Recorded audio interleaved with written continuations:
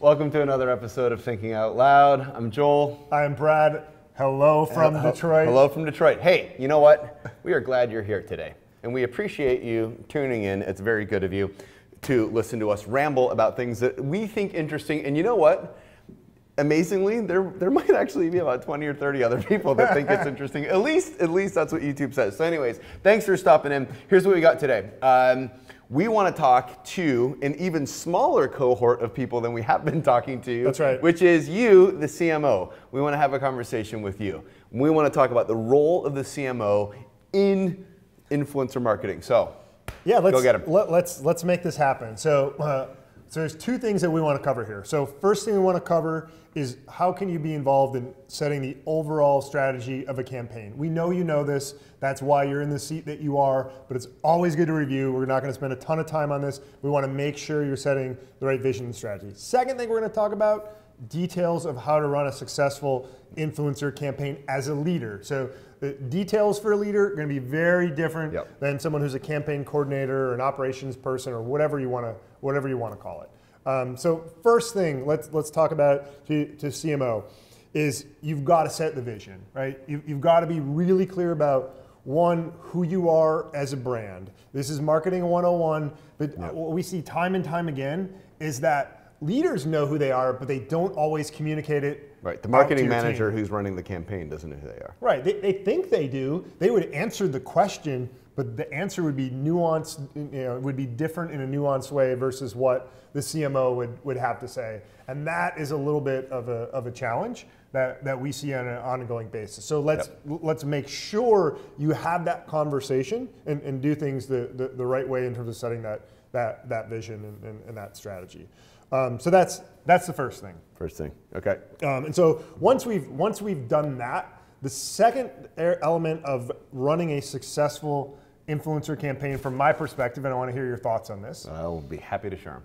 Is for the leader of the marketing team to get the heck out of the way. Okay, why? So what we see time and time again is that leaders will share what they want, and then the team will start to execute on a creative idea. And creativity, we all know, is not a linear process. And you'll start to get towards something that's pretty good, and then lo and behold, here comes the leader that parachutes in, and we'll talk about why they don't like X, Y, or Z. And so these creative ideas that are more like a grapevine that's starting to grow get snipped. And so what happens is you go back to saying, what's safe? What do we know will not get us fired? What do we know that the manager or the leader is going to approve? And you start to, like, historically when it came to IT consulting, no one gets fired for hiring IBM, so everyone hires IBM. Right, so now your creative team is not tasked with actually being creative, but guessing what it is that you want and what you ultimately improve, which is toxic. Very toxic, and it happens in nuanced ways all the time. So leaders, I implore you, let your team do their thing. That's the first thing I would say. Yep. Here's where I would go. And this is born out of our own experience and frankly our own frustration, right? Because look, everything that we're talking about is ultimately how to effectively run an influencer campaign, how to work with influencers, right? So here's what I want to see. All right, so we're going to start with a really big company. Just for kicks, we're going to talk about a really big consumer electronic company that has multiple different product lines, right? They might have just spitballing here, a tablet, a smartphone, a gaming console, a television, so multiple cameras perhaps, right? Great. Multiple disparate kind of product lines. So here's what that company needs, right? And this is what it's going to it will make it a powerhouse within the most exciting and cutting edge marketing available right now, which is influencer marketing. Specifically the leader of this is what I want. Here's what the CMO needs to do. All right, the CMO who is smart, who is forward thinking, is going to recognize saying, hey, for this to work, influencers have to be able to speak in their authentic voice. Okay, they have to be able to share their truth about interacting with the product, right? Absolutely. And that's going to matter. And if it's a good product, you don't have to worry about controlling the message and being tight-fisted with it.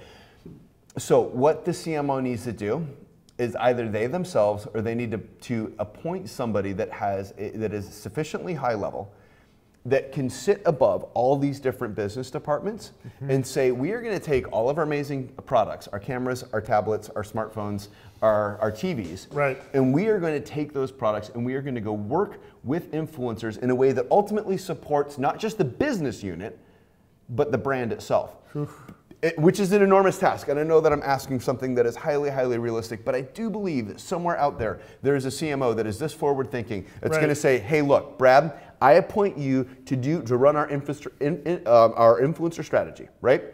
And you're going to be above all these different totally siloed business units that all have their own, brand safety teams, and half of them have their own agencies. Totally matrixed organization. Yeah, and it's just like this massive, massive organization. Say, look, I'm putting you in top of all this because this whole system might work for radio, and it might work for TV, and it works for display, and it works for search. It does not work for influencers. It doesn't work for influencer. Thank you. So that's what I want to see, because here's what could be amazing, right? Is this company comes in, and they're working with one of our influencers, and now our influencer can, just through the support of the various products, be an actual brand ambassador. Because the fact of the matter is, look, don't tell me that it doesn't matter that Apple doesn't have its own brand ambassadors across the product category, right? People are loyal to Apple, whereas for other tech companies, there isn't the same kind of loyalty. Right. And I think the reason is Apple's done a really good job creating an Apple brand, not a specific business segment brand and product brand. And that's what I want to see. And frankly, influencer marketing affords the best opportunity that any company has had to do that in the last 20 years. Yeah, you have to do that. You have no choice. You have to do that now. So be the leader that can actually cut across the internal bullshit and cut across all the different business units and come up with a holistic influencer strategy. And that really dovetails into the first thing, which I said is get out of the way. The second, maybe the third point here is clear all the landmines internally out of the way for your creative team to be able to make this happen. And you're the leader, that's on you, and that's really hard. You're gonna have to go to bat. You're gonna have to have a lot of tough conversations, and you need to clear the space for your creative team to make that happen. Yep, totally agree. And just to continue down this path, so we want to be as punchy as we can here. Another thing that you need to really know is what are your limits. So you're letting go of your brand by allowing an influencer to advocate for you. They're going to do it in their voice in a way that connects with their audience where there's trust. And that's the power. So you as a leader need to know what are your absolute must-haves for that influencer to say and to communicate, and there needs to be a conversation at the very beginning. Does the influencer comfortable with saying those things? If not, it's not a good fit, and that's fine. And move on. Right, and that's not a bad answer. We get that answer all the time in working with influencers, and we're frankly really happy when you have influencers who know their limits. Right. And marketing directors and CMOs who know their limits as well, where they can call it, say, hey, this isn't a good fit. Yeah. And similarly, where it's like what you absolutely must have, it's what is an absolute no-go, right? So is swearing at all completely off limits? Is mentioning anything that's critical about your brands off limits? Hint, it shouldn't be. It's going to be more authentic if they can share the good and the bad. But I think you as a leader need to make sure you're setting the boundaries for influencer marketing in terms of the good and the bad, and so you're not parachuting in the middle saying, "Ooh, we can't do this," which hurts the creative process. You're setting the boundaries up front in a really clear way to be able to let your team know what's required and then letting them go and breathe. Yep. So last comment here, and again, I mean, this is our hope for this space, because what any CMO is going to tell you is like what we really ultimately want are authentic brand advocates, right? Yep. And yet we see very few who are actually willing to do the work necessary to get authentic brand advocates. And like that's what we want to see.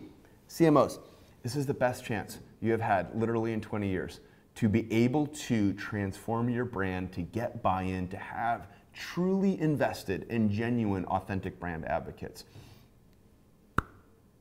Don't miss out on this. I don't know if there's I feel like there's more that I want to beat that point more, but I feel like I've said enough. All right. So here, let's recap in terms of what we've said. One, be the leader that you know you are. and make sure your team's aligned with your vision. So over communicate, over communicate, over communicate, right? Yep. Now when it comes to influencer strategy, set the strategy really clearly. Once again, know what absolutely must be part of that strategy, know what cannot be part of that strategy, and then let your team run, and your job is to clear all the obstacles out of the way, right? You're that bulldozer. And finally, put somebody sufficiently senior in charge that has your backing, or you yourself do it, but somebody who has the power to say, this is what we're going to do, and we're going to clear all the all the business segment BS out of the way, and somebody who legitimately has the power to truly work with an influencer in a way that is going to bring the best possible experience of your brand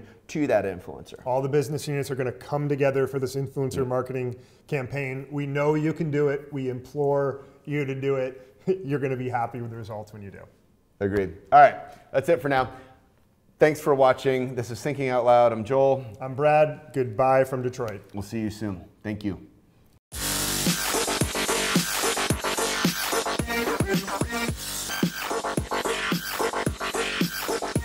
Yeah.